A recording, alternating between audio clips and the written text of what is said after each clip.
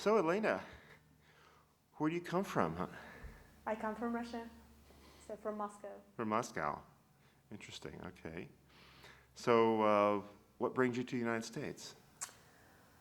I got a Fulbright scholarship, so I came here to teach Russian and take classes at the same time. So I've been doing acting, movement for the actor, voice for the actor, things like that. And what do you teach at PSU? Russian. I've been teaching Russian Okay. for a year. So, did you enjoy it over here? Oh yes, I definitely enjoyed it, especially because I had enough time to dance. So, dancing is your new avocation or new profession or what? No, it's my very old application. I started dancing about 8 years ago, I think. Oh my goodness, okay. Yeah, so it goes a long time back. So why didn't you didn't get a degree in dance though when you went to college? You got a degree in what? What's your degree in again? My MA is in linguistics and cross-cultural communication, and my PhD is in cultural studies. Cultural studies. From Moscow State University. Okay. Yeah. All right. So why didn't you major in dancing instead of linguistics? Because dancing is a passion. Passion. Yeah. So it's very hard to bring these two things together, degrees and passions, because normally they go different ways. Really? I Yeah. I thought dancing was a really huge art in Moscow. It's a really huge art when it comes to ballet. Mm-hmm. Also other styles of dancing, but with flamenco, we don't have professional flamenco schools, I would say. Well, we do have some good experienced teachers, but we don't have proper schools or academies Mm-hmm. where one could go. So basically, what we have is more like studios or groups of people who are really enthusiastic about flamenco. Mm-hmm. We also have small semi-professional groups and almost professional groups. So Moscow has a huge flamenco scene, but well, not that much in terms of taking classes professionally. So what got you interested in flamenco in the first place?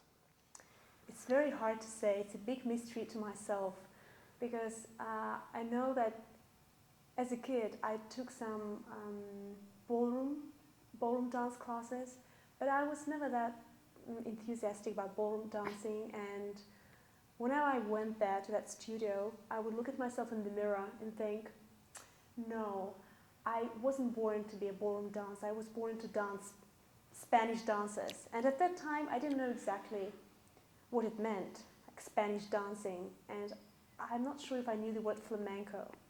And I didn't know what it looked like. But I just had this weird idea that Spanish dancing was all about arm movements, like very graceful arms. And it was all about being very expressive with your upper body. So this is what really attracted me about Spanish dancing. And then at some point, I just got restless. I just had this idea that I should dance Spanish dances, and I started looking around for flamenco school in Moscow. And at that time, I didn't have a good idea of what we had in Moscow. So basically, there are many options. But at that point, I didn't know anyone in the flamenco community. So I just told everyone, I want to dance flamenco. I want to dance flamenco. I know that I should.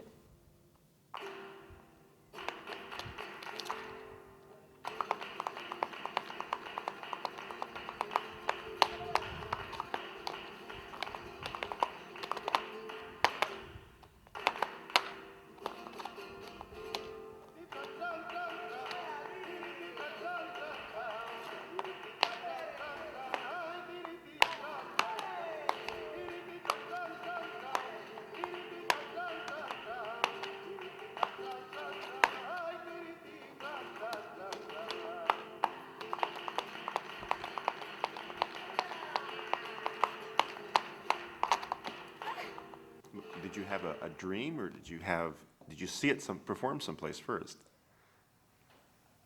I'm not sure I had seen that much flamenco before, but I just had I just had this image in my mind. I don't know where it came from. I'm pretty sure I had seen one flamenco performance, the one they do in river dance. It's Maria Pajes, yeah, who's very good and who's one of my favorite dancers. I would say she's my idol.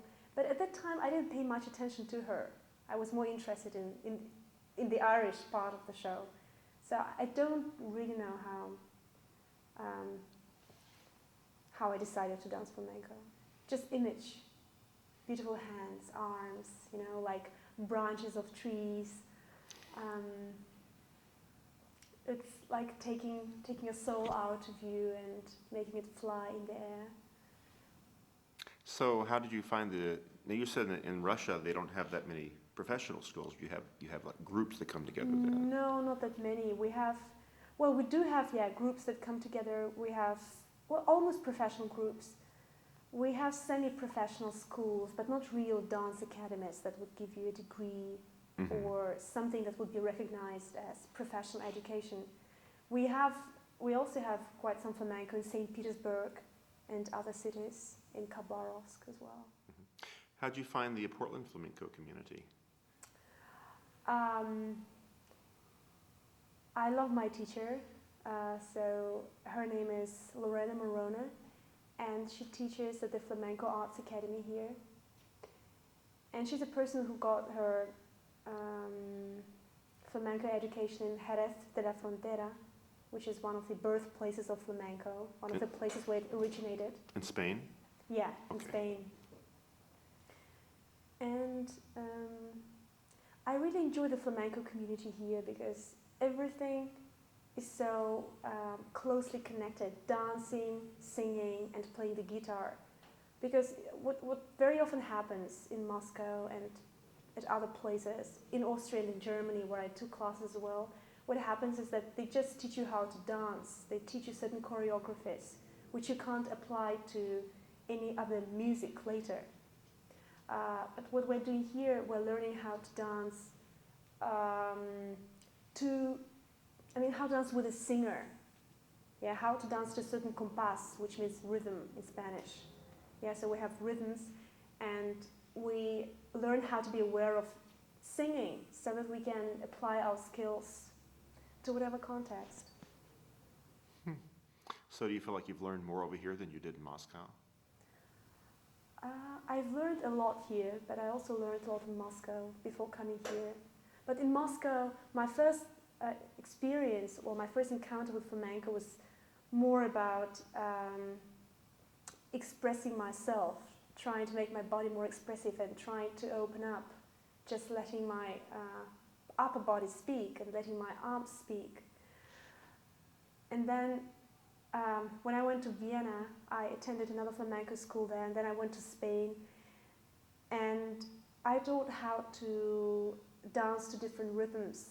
But I guess it's only here that I've learned to really listen to music, like listen to music and understand it, and understand singing as well, because it's very hard. So flamenco is believed to have been born out of singing. It was one of its primary sources.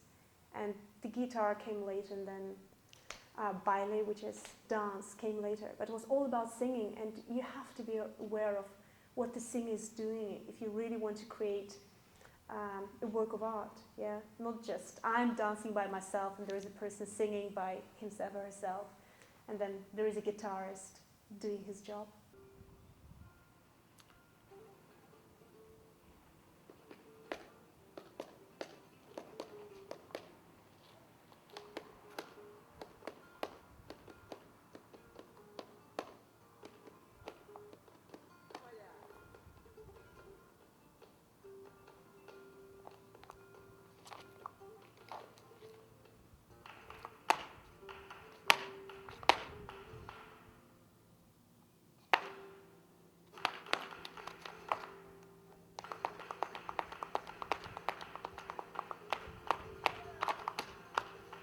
So I guess what I'm trying to find out is whether you feel like the Portland flamenco community is of a more professional level than what you encountered in Moscow.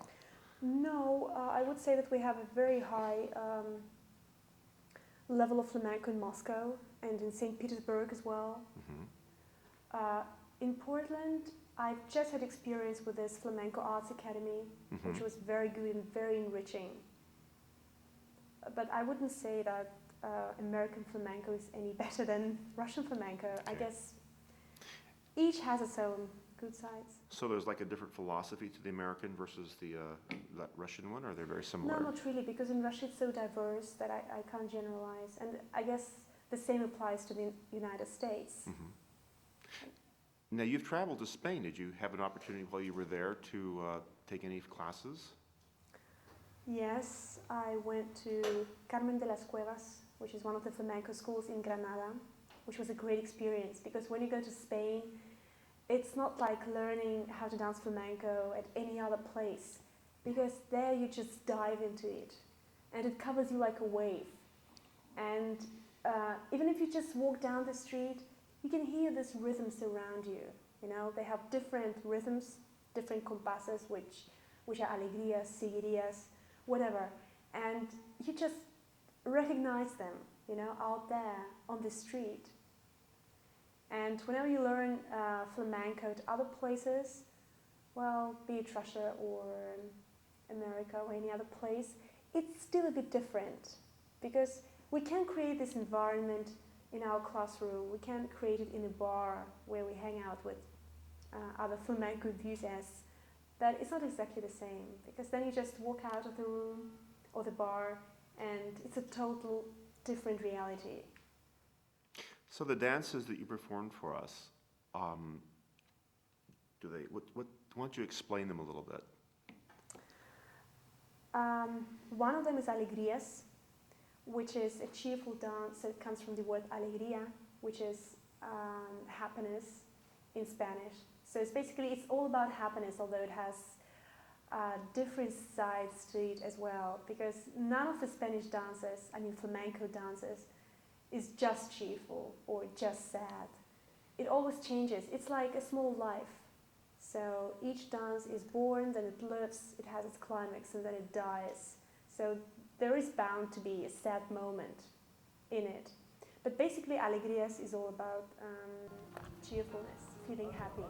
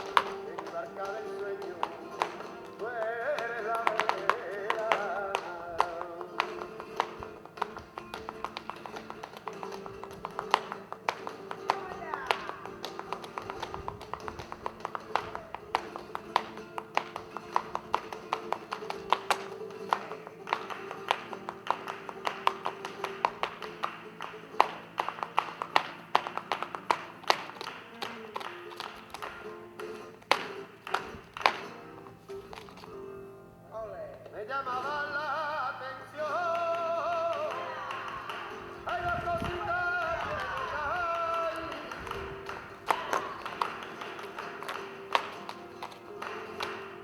que me llaman la atención. Hay dos cositas de mi barrio, la calle, el Mirao.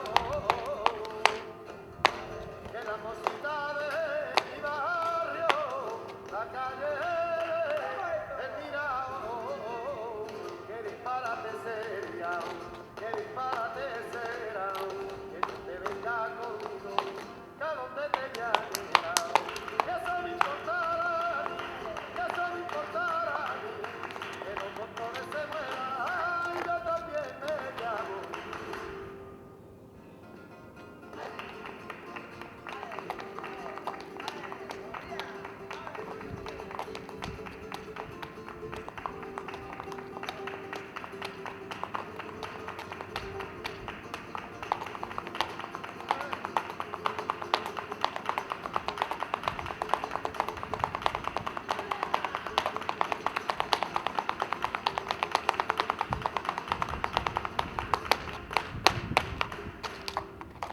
But I also danced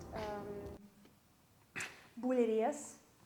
I did it to solo compás, which means just rhythm, just compás. So it had no music to go with it. Bulerías is another, well, I wouldn't even say cheerful dance, but it's one of the most passionate and violent, wild dances in flamenco. It's pretty fast, so you really have to be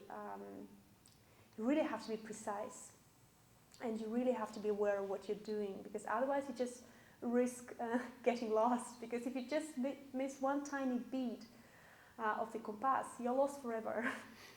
So bulerías is one of the hardest styles to dance, although many teachers just start with it. You know, when beginners come, they say, okay, now we'll do bulerías. Or whenever they do workshops, they very often offer bulerías at the beginner level, which I find very strange. It's a very hard thing to dance. Yeah, basically bulerías is all wild, and it's one of the styles they dance at fiestas, at their parties, or small gatherings, family gatherings, on different festive occasions.